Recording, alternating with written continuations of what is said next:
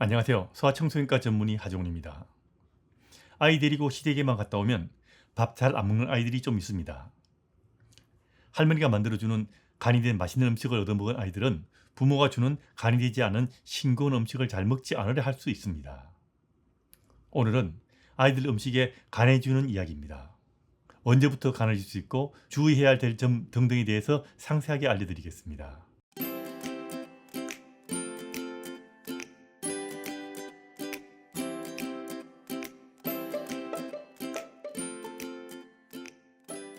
우선 기본 원칙부터 말씀드립니다. 두 돌까지는 아이들 먹는 음식에 간을 하지 않는 것이 원칙입니다. 그리고 따로 간을 하지 않더라도 짠 음식을 주지 않는 것이 기본입니다. 다시 말해서 이식 때는 간을 하지 말라는 이야기입니다. 물론 소금은 우리 몸에 정말 중요합니다.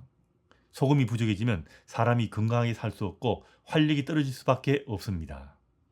그래서 옛날 소금이 부족한 내륙지방에서는 소금을 구하기 위해서 정말 많은 노력을 했더랬습니다. 심지어 월급을 소금으로 준 나라도 있었습니다. 소금은 우리 몸에 정말 중요한 성분이지만 보통의 경우, 특히 우리나라에서는 아이들에게 소금이 부족한 경우는 거의 없다고 보시면 됩니다.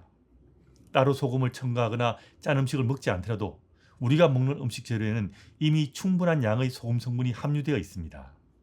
정확히 말하면 소금의 성분 중에 하나인 나트륨이 중요한데 이걸 소듐이라고도 말하기도 합니다. 그래서 소금이나 말이 없더라도 성분표에 소듐이나 나트륨이라고 표시된 것이 많은 음식은 피하는 것이 좋습니다. 심지어 아기가 먹는 모유나 분유에도 소금 성분인 나트륨이 충분히 들어있고요. 이유식 만드는 재료에도 아기들에게 필요한 충분한 양이 들어있기 때문에 두 돌까지는 이유식에 소금 간을 하지 말라는 겁니다. 간혹 된장처럼 발효된 음식의 소금은 괜찮다라든지 구운 소금은 괜찮다고 생각하는 부모도 있고요. 유기농 성분이 첨가되어서 몸에 좋다는 식으로 생각하는 사람도 있는데 소금은 어떤 방식으로 조리하거나 변형하거나 첨가해도 소금 속의 나트륨 성분은 변하지 않고 똑같은 효과를 내기 때문에 소금은 소금일 뿐입니다. 아기용이라고 팔리는 음식도 주의해야 됩니다. 아기용 김치, 아기용 된장, 아기용 소금 등등 그 어떤 이름이 붙어 있어도 소금이나 나트륨이 첨가된 것은 두 돌 이전에 사용하지 않는 것이 원칙입니다. 심지어 저염이라고 이름 붙은 것도 소금이 들어있기 때문에 두 돌 이전에는 사용하지 않는 것이 원칙입니다. 소금을 넣지 않더라도 김치나 된장, 간장 같은 음식은 주지 않는 것이 좋습니다. 아기용 김치나 아기용 된장이나 아기용 치즈라도 이 속에 소금이 들어있으면 두 돌 이전의 아기에게는 주지 않는 것을 권장합니다. 생선도 이미 간이 된 생선은 주지 마시고요. 멸치처럼 말릴 때 소금이 묻은 것도 피하는 것이 좋고요. 김도 소금이 발라진 것은 먹지 않는 것이 좋습니다.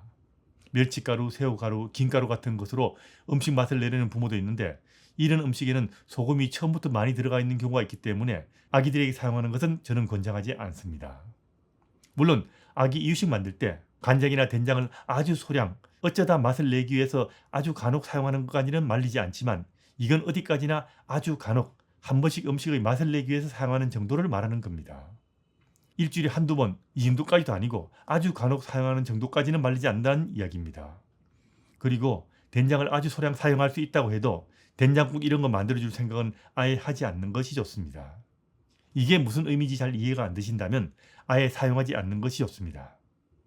아이 이유식에는 간을 하지 마세요. 물론 아기들도 간을 해서 주면 잘 먹습니다. 특히 이유식 거부가 심한 아이의 경우 간을 해주면 잘 먹기 때문에 간을 해서 먹이고 싶은 유혹이 저절로 생길 수 있는데 이럴 때일수록 간해서 먹이는 것은 피하는 것이 좋습니다. 이렇게 이유식 거부가 심한 아이일수록 일단 간을 해서 먹이는 그 순간부터 간을 하지 않는 음식의 거부가 더 심해지고 간을 한 음식도 좀 있으면 잘 안 먹게 됩니다. 그래서 이런 아이들은 처음부터 간을 하지 않는 것이 굉장히 중요합니다. 특히 어른 밥상에 있는 음식을 집어먹게 되면 당연히 짠 음식을 먹게 되고 그럼 이유식을 잘 안 먹고 어른 음식만 집어먹으려 할 수도 있습니다. 주의해야 된다는 이야기죠. 두 돌이 지나면 음식에 간을 해서 먹일 수 있습니다. 그렇다고 두 돌이 되었으니까 짜게 먹어도 상관없다 이런 이야기는 아닙니다. 짜게 먹는 습관은 정말 무서운 습관이고요. 나중에 고치기 힘든 습관이기 때문에 처음부터 짜지 않게 먹는 습관을 들이는 것이 좋습니다. 두 돌이 지나서도 간을 조금씩 할 수 있지만 그래도 가능하면 간을 적게 하려고 노력하시는 것이 좋습니다. 흔히 김치나 된장이 건강식품이란 말도 있지만 일단 소금이 많이 들어간 음식은 절대로 건강식품이 될 수 없습니다. 특히 김치 먹는 습관을 들이기 위해서 김치를 어릴 때부터 먹여야 한다는 생각은 하지 않는 것이 좋고요. 사실 평생 김치란 거 먹어보지 못한 외국 사람들도 우리나라 와서 김치 잘들 먹지 않습니까? 그래서 어릴 때부터 김치 먹는 습관을 들여야 한다. 우리나라 사람이니까 이런 생각은 좀 이제는 하지 않는 것이 좋습니다. 만일 이미 짠 음식을 먹고 있다면 하루아침에 그걸 끊을 수 있으면 그게 제일 좋고요. 그게 힘든 경우라면 서서히 양을 줄여가서 끊도록 하는 것이 좋습니다. 김치를 먹고 있다면 김치 먹는 양을 줄여가시고요. 김치를 물에 헹궈 주거나 물에 담궈 짠맛을 줄여주는 것이 좋습니다. 그리고 국에 말아먹는 습관은 처음부터 들이지 않는 것이 좋습니다.